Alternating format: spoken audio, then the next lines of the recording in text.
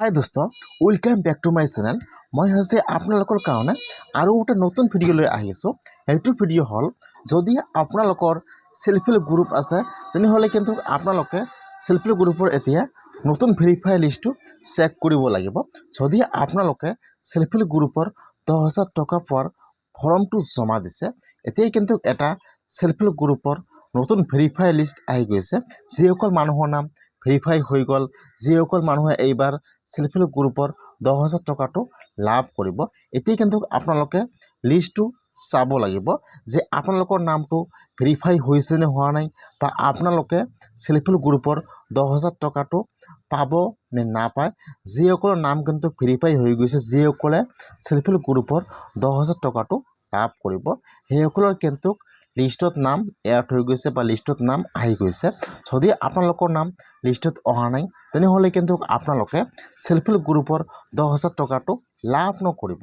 কেনেকৈ আপোনালোকে self help গ্ৰুপৰ 10,000 টকা পোৱাৰ নিউ ভেৰিফাই লিষ্টটো চেক কৰিব, মই আপোনালোকক স্ক্ৰীনত যাই দেখুৱাই দি আছোঁ। আৰু যদি আপোনালোকৰ সেলফ হেল্প গ্ৰুপ আছে আৰু আপোনালোকে নাজানে যে আপোনালোকৰ নামটো অনলাইনত উঠিছে নে উঠা নাই, বা আপোনাৰ গ্ৰুপৰ নামটো অনলাইনত আছেনে নাই, মই আজি এইটো ভিডিঅ'ত আপোনালোকক সম্পূৰ্ণ প্ৰচেছ দেখুৱাই দি আছোঁ। আপোনালোকে জানিবলৈ হ'লে ভিডিঅ'টো সম্পূৰ্ণকৈ চাই ল'ব, স্কিপ নকৰাকৈ। মই আপোনালোকক স্ক্ৰীনত যাই দেখুৱাই দি আছোঁ। এতিয়া আপোনালোকে ফাৰ্ষ্ট আপোনাৰ মোবাইলৰ যিকোনো এটা ব্ৰাউজাৰ অ'পেন কৰি ল'ব। আপোনালোকে ইয়াত লিখিব HSG, লিখি চাৰ্চ কৰিব। ইয়াত চাব, ইয়াত যিটো 1 নম্বৰত লিংক আহি যাব HSG কেটেগৰী ৱেষ্ট, ইয়াত চাব 1 নম্বৰত লিংক আহি যাব এনেকুৱাকৈ HSG কেটেগৰী ৱেষ্ট। এতিয়া আপোনালোকে সেইটো অপশ্যনৰ ওপৰত ক্লিক কৰিব। এতিয়া কিন্তু আপোনাৰ ওচৰত আৰু এটা নিউ পেজ অ'পেন হৈ যাব এনেকুৱাকৈ। ইয়াত চাব, ইয়াত ফাৰ্ষ্ট আহি যাব ষ্টেট নাম। ইয়াত যিটো ফাৰ্ষ্ট আপোনাৰ ষ্টেট নাম হয়, এতিয়া আপোনালোকে আপোনাৰ ষ্টেট নামৰ ওপৰত ক্লিক কৰিব। ষ্টেট নাম, যেতিয়া আপোনালোকে আপোনাৰ ষ্টেট নামৰ ওপৰত ক্লিক কৰিব, তাৰপিছত ইয়াত কিন্তু আহি যাব আপোনাৰ ডিষ্ট্ৰিক্টৰ নাম। এতিয়া আপোনালোকে ইয়াত চাই ল'ব যে ইয়াত আপোনাৰ ডিষ্ট্ৰিক্টৰ নাম কোনটো হয়। যদি আপোনাৰ ডিষ্ট্ৰিক্টৰ নামটো 1 নম্বৰত নাহে তেনেহ'লে আপোনালোকে 2 নম্বৰ পেজত যাব। ইয়াত চাব, ইয়াত যিটো আপোনাৰ ডিষ্ট্ৰিক্টৰ নাম হয়, এতিয়া আপোনালোকে আপোনাৰ ডিষ্ট্ৰিক্টৰ নামৰ ওপৰত ক্লিক কৰিব। এতিয়া আপোনালোকে আপোনাৰ ডিষ্ট্ৰিক্টৰ নামৰ ওপৰত ক্লিক কৰিব। যেতিয়া আপোনালোকে আপোনাৰ ডিষ্ট্ৰিক্টৰ নামৰ ওপৰত ক্লিক কৰিব, তাৰপিছত কিন্তু ইয়াত আহি যাব আপোনাৰ ব্লকৰ নাম। এতিয়া আপোনাৰ ডিষ্ট্ৰিক্টৰ সকলো ব্লকৰ নাম ইয়াত আহি যাব। এতিয়া আপোনালোকে ইয়াত চাই ল'ব যে ইয়াত আপোনাৰ ব্লকৰ নাম কোনটো হয়। যদি আপোনাৰ ব্লকৰ নামটো 1 নম্বৰত নাহে তেনেহ'লে আপোনালোকে 2 নম্বৰ পেজত যাব। ইয়াত চাব, ইয়াত যিটো আপোনাৰ ব্লকৰ নাম হয়, এতিয়া আপোনালোকে আপোনাৰ ব্লকৰ নামৰ ওপৰত ক্লিক কৰিব। যেতিয়া আপোনালোকে আপোনাৰ ব্লকৰ নামৰ ওপৰত ক্লিক কৰিব, তাৰপিছত কিন্তু ইয়াত আহি যাব আপোনাৰ পঞ্চায়ত নেম। এতিয়া আপোনালোকে ইয়াত চাই ল'ব যে ইয়াত আপোনাৰ পঞ্চায়ত নেম কোনটো হয়। ইয়াত যিটো আপোনাৰ পঞ্চায়ত নেম হয়, এতিয়া আপোনালোকে আপোনাৰ পঞ্চায়ত নামৰ ওপৰত ক্লিক কৰিব।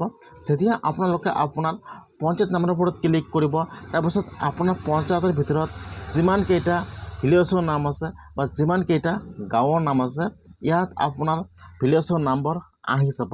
এতিয়া আপোনালোকে ইয়াত চাই ল'ব যে ইয়াত আপোনাৰ ভিলেজৰ নাম কোনটো হয়। ইয়াত যিটো আপোনাৰ ভিলেজৰ নাম হয়, এতিয়া আপোনালোকে আপোনাৰ ভিলেজৰ নামৰ ওপৰত ক্লিক কৰিব। যেতিয়া আপোনালোকে আপোনাৰ ভিলেজৰ নামৰ ওপৰত ক্লিক কৰিব, তাৰপিছত আপোনাৰ গাঁৱৰ ভিতৰত যিমানকেইটা সেলফ হেল্প গ্ৰুপৰ নাম আছে, ইয়াত কিন্তু সকলো গ্ৰুপৰ নাম ইয়াত আহি যাব। এতিয়া আপোনালোকে ইয়াত চাই ল'ব যে ইয়াত আপোনাৰ সেলফ হেল্প গ্ৰুপৰ নাম কোনটো হয়, বা যিটো আপোনাৰ সেলফ হেল্প গ্ৰুপৰ নাম আছে ইয়াত শ্ব' কৰিব এনেকুৱাকৈ। এতিয়া আপোনালোকে ইয়াত চাই ল'ব যে ইয়াত আপোনাৰ গ্ৰুপৰ নাম কোনটো হয়। ইয়াত যিটো আপোনাৰ গ্ৰুপৰ নাম হয়, এতিয়া আপোনালোকে আপোনাৰ গ্ৰুপৰ নামৰ ওপৰত ক্লিক কৰিব।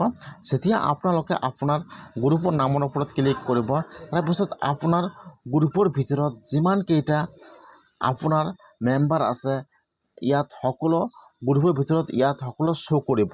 আপোনাৰ গ্ৰুপৰ সকলো নাম ইয়াত শ্ব' কৰিব। আপোনাৰ নাম আহি যাব, ইয়াত আপোনাৰ গাৰ্জিয়ান নাম আহি যাব। ফাৰ্ষ্ট ইয়াত আপোনাৰ গ্ৰুপৰ যিজন প্ৰেচিডেণ্ট ছেক্ৰেটাৰী আছে, আপোনাৰ গ্ৰুপত যিটো কাৰেণ্ট একাউণ্ট দিয়া হৈছিল, ইয়াত একাউণ্টৰ নামটো শ্ব' কৰিব, আৰু আপোনালোকৰ কোন বেংকৰ একাউণ্ট জমা আছিল ইয়াত সকলো শ্ব' কৰিব এনেকুৱাকৈ। এতিয়া আপোনালোকে অলপমান তলত আহি যাব।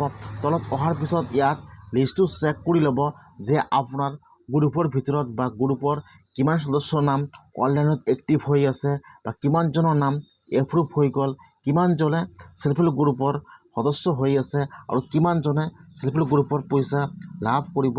ইয়াত কিন্তু সকলো লিষ্টটো আহি যাব এনেকুৱাকৈ। এতিয়া আপোনালোকে ইয়াত চেক কৰি ল'ব যে আপোনালোকৰ লিষ্টত বা আপোনাৰ নামটো অনলাইনত এড হৈ আছেনে নাই। ইয়াত ফাৰ্ষ্ট আহি যাব মেম্বাৰ নাম, তাৰপিছত ইয়াত আহি যাব মেম্বাৰৰ গাৰ্জিয়ান নাম, ইয়াত সকলো শ্ব' কৰিব এনেকুৱাকৈ। আপোনাৰ কাষ্ট আহি যাব, আপোনাৰ জেণ্ডাৰ আহি যাব আৰু এইফালে চাব দিয়া আছে এভেইলেবল। যদি ইয়াত থাকে এভেইলেবল তেনেহ'লে কিন্তু আপোনাৰ নামটো সম্পূৰ্ণ ভেৰিফাই হৈ আছে, আপোনালোকে 10,000 টকাটো লাভ কৰিব পাৰে। আৰু যদি আপোনালোকৰ নামটো অনলাইনত অহা নাই তেনেহ'লে কিন্তু আপোনাৰ নামটো অনলাইনত এড কৰিব লাগিব। আপোনালোকে এনেকুৱাকৈ চেল্ফ হেল্প গ্ৰুপৰ নিউ লিষ্টটো চেক কৰি লওক যে আপোনাৰ নামটো অনলাইনত এড